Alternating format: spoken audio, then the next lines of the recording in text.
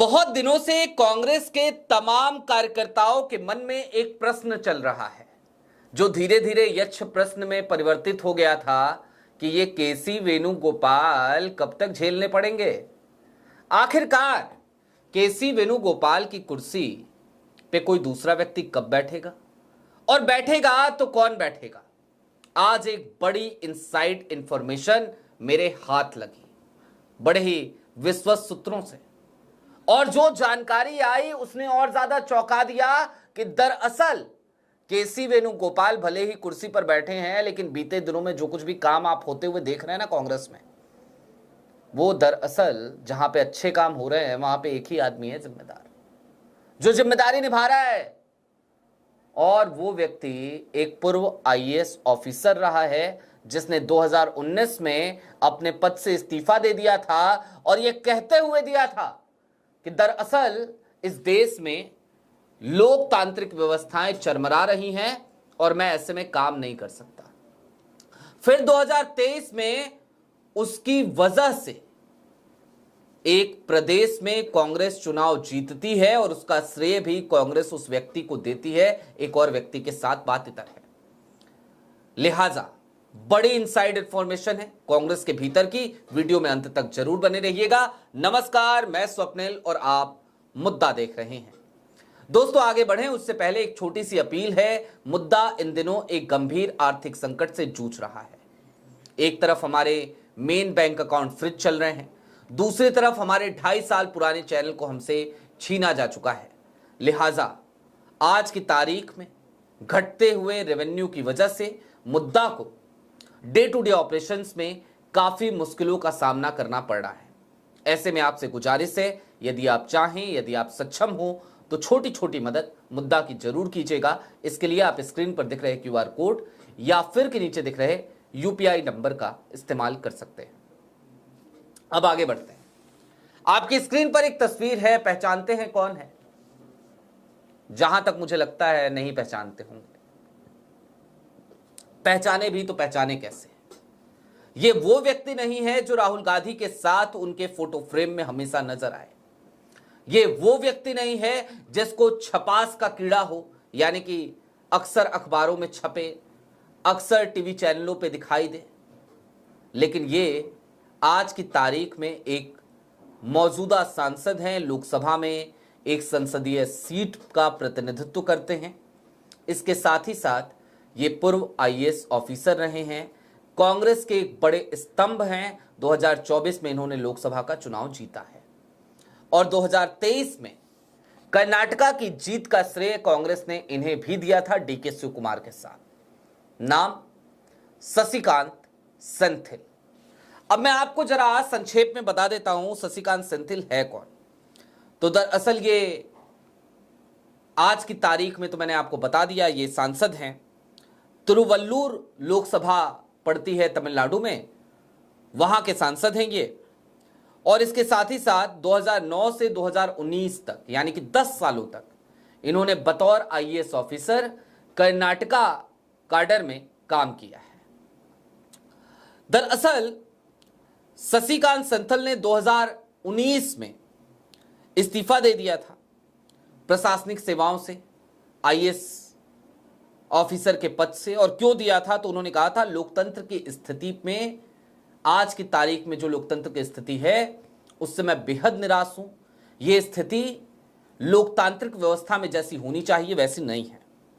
उसके बाद 2020 में ये कांग्रेस में शामिल होते हैं।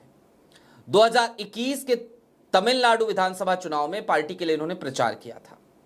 फिर सेंथिल को 2023 के कर्नाटक विधानसभा चुनाव में कांग्रेस पार्टी की जीत का श्रेय दिया गया जब सिद्धारमैया की सरकार बनी। ये हैं शशिकांत सेंथिल। शशिकांत सेंथिल के बारे में आपको कुछ और बातें मैं जरा विस्तार से बता देता हूं कि क्यों ये नाम बड़ा महत्वपूर्ण है। फिर इस पूरी बातचीत का जरा एक विश्लेषण भी करेंगे। दरअसल ये बड़े ही साइलेंट नेता हैं, लो प्रोफाइल नेता हैं।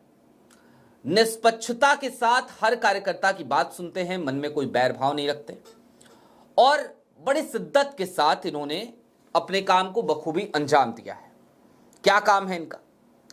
ये सीधे आला कमान को, कांग्रेस आला कमान को, और खास तौर पे आज की तारीख में जब मैं आला कमान कहूं तो वो फिफ्थ जो पावर सेंटर से उनकी बात भूल जाइए। आज की तारीख में आप राहुल गांधी और खड़गे को समझिए। तो राहुल गांधी और खड़गे तक, मल्लिकार्जुन खड़गे तक, ये सीधे गोपनीय रिपोर्ट हर बड़े नेता की पहुंचाते हैं। इसके साथ ही ये तमिलनाडु सांसद हैं, एआईसीसी वॉर रूम के चेयरमैन हैं शशिकांत सेंथिल।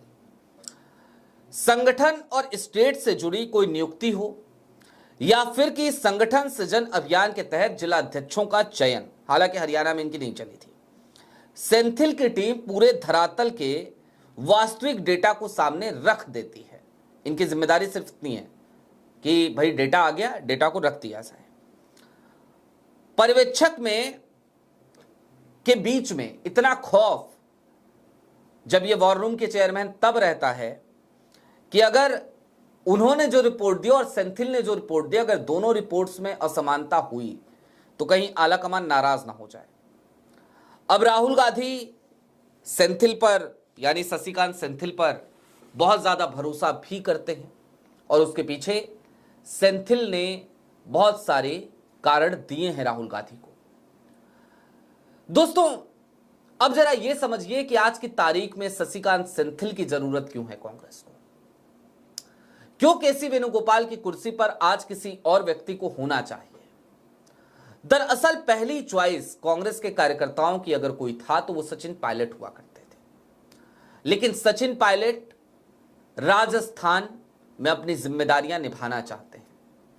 गौरव गोगोई आज की तारीख में असम में हिमंता बिस्वा शर्मा के पसीने छुड़ा रहे हैं और दूसरी तरफ शशिकांत सेंथिल है जो इस जिम्मेदारी को बखूबी निभा सकते हैं, क्योंकि अब तक उनके जो कार्यशैली रही है उनकी, वो कार्यशैली दरअसल कांग्रेस के आला कमान को बाखबर करने की रही है कि भाई जिला अध्यक्षों की सूची तैयार हो रही है, लेकिन ये रिपोर्ट है, फलाने जगह से फलाने का नाम आया है तो ये रिपोर्ट है, फलाने आदमी इतना कांग्रेस के लिए काम करता है, इतना किसी और के लिए काम करता है। ये सारी रिपोर्ट शशिकांत सेंथिल ईमानदारी से पहुंचाते हैं और जाहिर सी बात है इसके पीछे उनकी अपनी, जो उनका अपना जीवन रहा, उनका अपना इतिहास रहा, 2009 से 2019 तक जो आईएएस ऑफिसर रहे, प्रशासनिक सेवा में रहे, वो जो उनका अनुभव है वो भी इसमें उनकी काफी मदद करता है। लिहाजा शशिकांत सेंथिल आज की तारीख में केसी वेणुगोपाल की कुर्सी पर काबिज होने के लिए तैयार खड़े हैं, लेकिन थोड़ी देर के लिए और यहां ठहरने की जरूरत है। केसी वेणुगोपाल के रहते कांग्रेस को क्या नुकसान हो रहा है, जरा इस बात को भी समझिए। हालांकि केसी वेणुगोपाल खुद को आजकल सक्रिय दिखाने की कोशिश जरूर कर रहे हैं, लेकिन ऐसी कौन सी सक्रियता। हरियाणा का ही चलिए एग्जाम्पल ले लीजिए। हरियाणा में क्या हुआ, तो हरियाणा में जनाब हुआ ये कि बीके हरिप्रसाद ने दो लोगों के नाम भेजे, दोनों नामों पे केसी वेणुगोपाल साहब के हस्ताक्षर से चिट्ठी आ गई और दो नाम थे सीएलपी लीडर के तौर पे भूपेंद्र हुड्डा और दूसरे राव नरेंद्र सिंह प्रदेश अध्यक्ष के तौर पर। राहुल गांधी के उस वायदे को धता बताते हुए कि इस बार हरियाणा में एक युवा नेतृत्व दिया जाएगा हरियाणा को कांग्रेस का, लेकिन वो बात तो हो नहीं पाई। राव नरेंद्र सिंह 3 बार विधानसभा का चुनाव हारे हुए प्रत्याशी, उनको प्रदेश अध्यक्ष बना दिया गया। आज काफिले निकल रहे हैं और हरियाणा का हाल ये कि बृजेश सिंह, जो खुद अपने खर्चे पर पार्टी की सहमति के बाद, आला कमान की सहमति के बाद आज एक यात्रा लेकर निकल पड़े हैं। 5 अक्टूबर से उनकी यात्रा शुरू होनी है, तो उनकी यात्रा के खिलाफ गुटबाजी, बयानबाजियों का दौर हरियाणा में जारी है। कांग्रेस को मजबूत करने को निकले सड़कों पे और उसको कमजोर करने की कोशिश प्रदेश के आला कमान का गुट करे, तो जरा सोचिए कितनी चिंता वाली बात है। लेकिन वेणुगोपाल साहब का सिलेक्शन अभी तक ऐसे ही हुआ करता था और ऐसे में शशिकांत सेंथिल को आज की तारीख में कांग्रेस का आला कमान एक बड़ी उम्मीद के तौर पर देख रहा है, क्योंकि शशिकांत सेंथिल कांग्रेस के प्रति लगातार समर्पित रहे। मौजूदा दौर में भले वो एक सांसद आज हो गए हैं, लेकिन 2020 में जब उन्होंने पार्टी ज्वाइन करी थी तो 4 सालों तक लगातार, 2019 में रिटायर होते हैं, 2020 में कांग्रेस ज्वाइन करते हैं और 4 सालों तक लगातार वो कांग्रेस के लिए तमिलनाडु से लेकर कर्नाटका तक मेहनत करते हैं। कर्नाटका में पार्टी को जीत दिलाते हैं और पार्टी ही उन्हें इस बात का क्रेडिट देती है। वो हैं शशिकांत सेंथिल।